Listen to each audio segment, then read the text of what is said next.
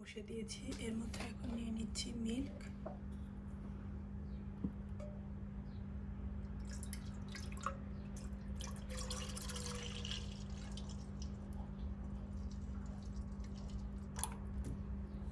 চুলোর আঁচ medium to হাইয়ে রেখে এই মিল্কটাকে আমি জাল করে নিব আর অপেক্ষা করবো যতক্ষণ না এটা বলক আসে। আর এই সময় অবশ্যই চুলোর পাশে দাঁড়িয়ে থেকে মিল্কটাকে মাঝে মাঝে নেড়ে দিতে হবে, তাছাড়া কিন্তু নিচে লেগে যেতে পারবে।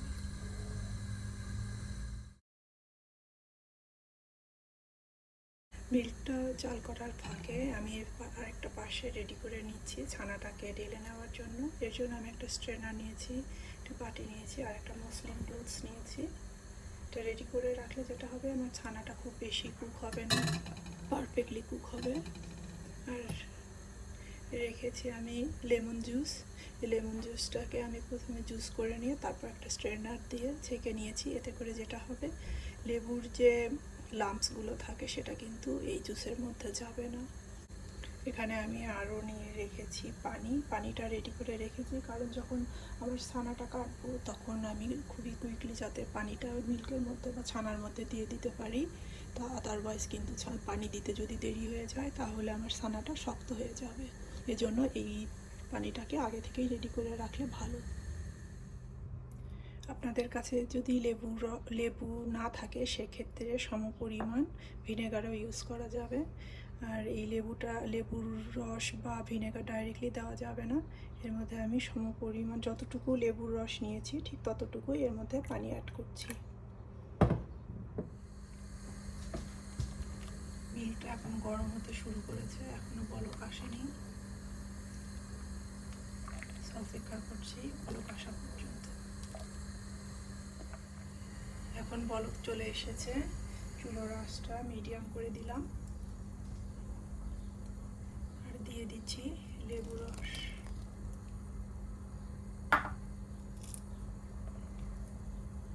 দিয়ে এটাকে এখন নাড়তে থাকবো।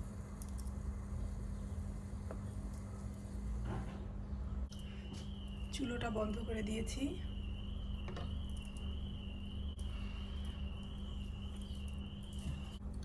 ছানাটা হয়ে গেছে।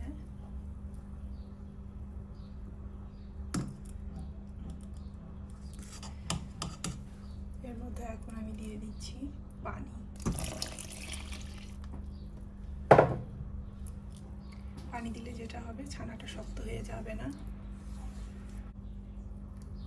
এখন এই ছানাটাকে আমি ছেঁকে নেব।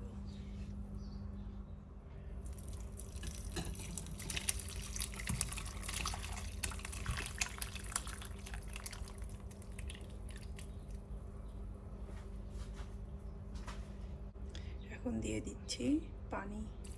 পানি দিয়ে এই ছানাটাকে আমি ধুয়ে নিব, তাহলে ছানাটা টক টক থাকবে না।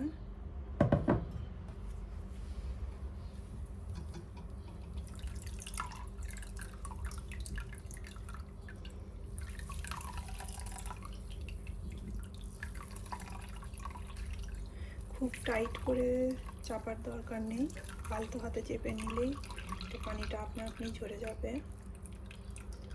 আমার পানি ঝরানো একদম পারফেক্টলি হয়েছে। এখন এই ছানাটাকে আমি হ্যাং করে রাখবো। ছানাটা এমনভাবে পানি ঝরাতে হবে যাতে ছানার ভিতরে কোনো রকমের পানি না থাকে, আবার খুব বেশি ড্রাই হয়ে যায় না। ড্রাই হয়ে গেলে এটা ছানা থেকে গোল্লা বানানো বা আদার্স কোনো মিষ্টি বানানো খুব একটা ভালো হবে না। আবার যদি পানি থেকে যায় তাহলে কিন্তু মিষ্টি বানানো যাবে না। এখন এটাকে আমি ঝুলিয়ে রাখবো বা হ্যাং করে রাখবো 1 ঘন্টা। ছানাটাকে আমি এভাবে হ্যাং করে রেখেছি।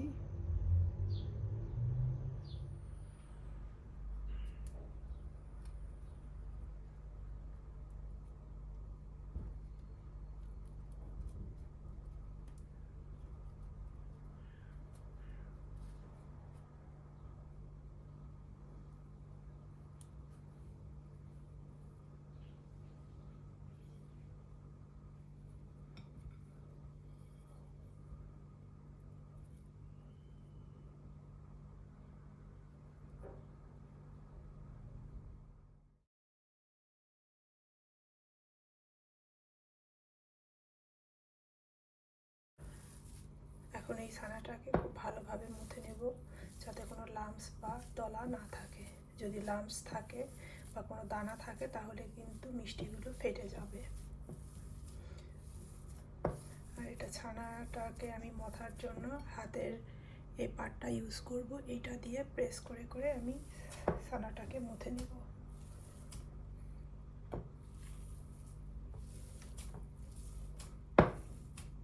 খুব জোরে প্রেস করার দরকার নেই।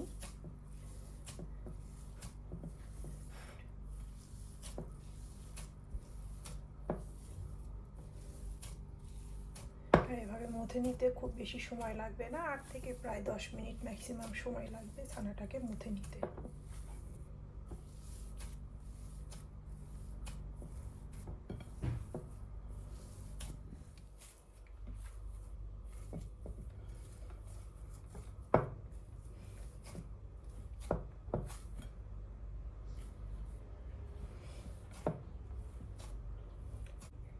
এর ভিতরে কোনো লাম্পস নেই। আর বুঝতে পারবেন যখন ঠিক এইভাবে, তারপরে দেখা যাবে যে আর কোনো দানা দেখা যাচ্ছে না, একদম মিহি হয়ে গেছে। এবং ঠিক যখন অপোজিট থেকে আমরা এভাবে নিয়ে আসবো, এটা উঠে আসবে, তখনই বুঝতে হবে যে ছানাটা আমার মিষ্টি বানানোর জন্য রেডি হয়ে গেছে। ঠিক এইভাবে দেখেন, এটা কিন্তু প্লেটের সাথেও লেগে নেই, আবার আমার হাতের সাথেও লেগে যাচ্ছে না। আমার এই ছানাটা এখন মিষ্টি বানানোর জন্য রেডি।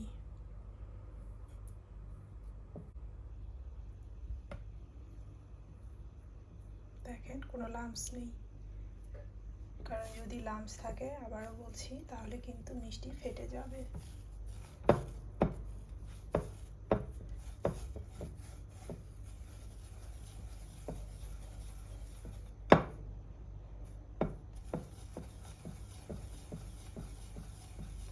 এভাবে গোল করে নিয়েও দেখা যায় যে এটাকে ডো বলটা ফেটে যাচ্ছে কিনা। দেখেন একদম মিহি মসৃণ হয়ে গেছে।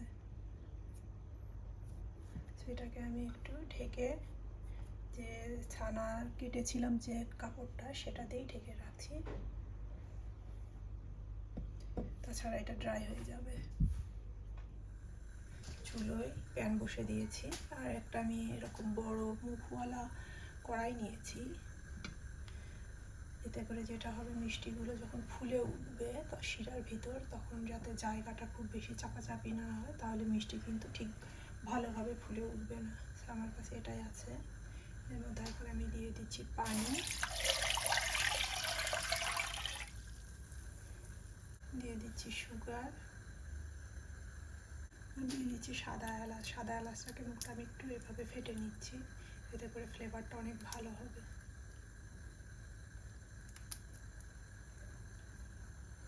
আর দিয়ে দিচ্ছি আমি কেওড়া ওয়াটার। আপনারা যদি কেওড়া ওয়াটারের ফ্লেভার পছন্দ না করেন, সেক্ষেত্রে এটা অ্যাভয়েড করতে পারেন। নেড়ে দিচ্ছি চিনিটাকে পানির সাথে ভালোভাবে মিশে যাওয়ার জন্য।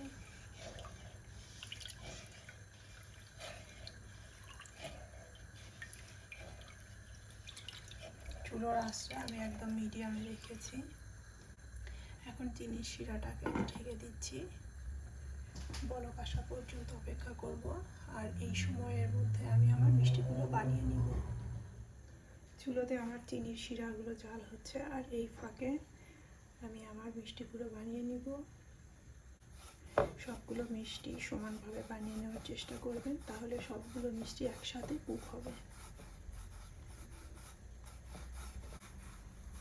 আপনারা আপনাদের পছন্দ মতো ছোট বড় বা বিভিন্ন শেপের বানিয়ে নিতে পারেন।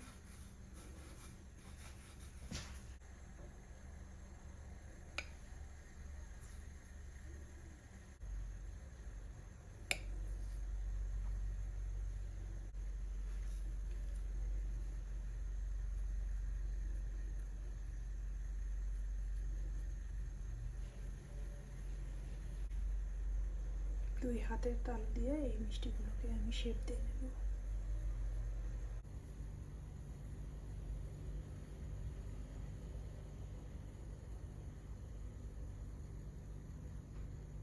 আমার মিষ্টির বলগুলোতে বা ডো বলগুলোতে কিন্তু গায়ে কোনো ক্র্যাক বা ফাটল নেই, যদি এই ফাটল থাকে তাহলে কিন্তু মিষ্টিগুলো কুক হওয়ার সময় খুলে যাবে। তো এটা অবশ্যই খেয়াল রাখবেন। যদি দেখেন যে ডো বলগুলো বানানোর সময় গা ফেটে ফেটে যাচ্ছে, তাহলে বুঝতে হবে যে আপনার ছানাটা ড্রাই হয়েছে, অথবা এখন কোনো ভিতরে লাম্পস বা দলা আছে। সেক্ষেত্রে যেটা করতে হবে, ছানাটাকে আরেকবার একটু মথে নিতে হবে। দেখেন অনেক সুন্দর হয়েছে, আই এম সো হ্যাপি। আর আপনারা আপনাদের পছন্দ মতো 1 লিটার দুধ থেকে 8টা থেকে 12টা পর্যন্ত মিষ্টি বানানো যায়। আর সবচেয়ে বড় কথা, আপনারা আপনাদের পছন্দ অনুযায়ী ছোট বড় বা বিভিন্ন শেপের করে বানিয়ে নিতে পারেন। এখন দেখা যাক আমার শিরাটা বলক উঠে এসেছে কিনা। আর এই ফাঁকে আমি ছানার ডো বলগুলোকে কাপড় দিয়ে ঢেকে রাখছি, তাছাড়া কিন্তু এটা ড্রাই হয়ে যাবে। চুলোর আঁচ আমি মিডিয়ামে রেখেছিলাম। আমার মনে হচ্ছে এটা বলকের কাছাকাছি চলে এসছে। আর যেহেতু আমার ছানার বলগুলো বানানো হয়ে গেছে, আমি বেশি সময় নিব না, এজন্য চুলোর আঁচটা বাড়িয়ে দিচ্ছি একদম হাই হিটে। শিরাতে বলক চলে এসছে, এখন ঢাকনাটাকে খুলে দিচ্ছি।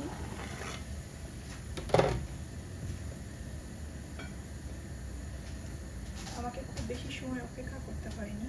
আমি যে সময়টার মধ্যে ডো বলগুলো বানিয়ে নিচ্ছিলাম তার মধ্যে আমার পানির বলক চলে এসছে। এখন এর ভিতরে সাবধানে একটা একটা করে মিষ্টির বলগুলো দিয়ে দিব।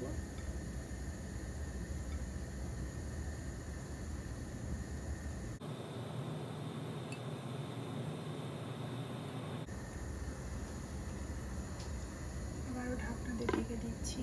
আর চুলোর আঁচ একদম আমি হাই রেখেছি। এভাবে কুক করে নেব 5 মিনিট। রসগোল্লাটাকে ঢাকনা দিয়ে ঢেকে হাই হিটে 5 মিনিট কুক করে নেব। এখন ঢাকনাটাকে খুলে একটু নেড়ে দিব। দেখেন 5 মিনিটের রসগোল্লাগুলো অনেক বড় হয়ে গেছে, দেখতে এখন ডাবল সাইজ মনে হচ্ছে। এখন চুলোর আঁচটাকে আমি মিডিয়াম টু হাইয়ের মধ্যে রেখে আবারও ঢাকনা দিয়ে ঢেকে 5 মিনিট কুক করে নেব।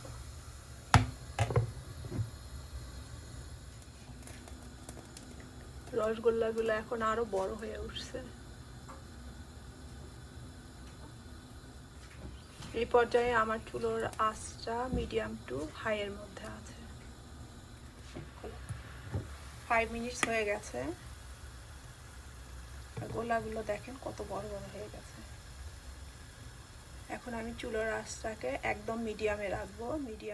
মিডিয়ামে রেখে এই গোলাগুলোটাকে আমি 7 থেকে 8 মিনিট কুক করে নিব, আর কোনো ঢাকনা দিয়ে ঢাকবো না।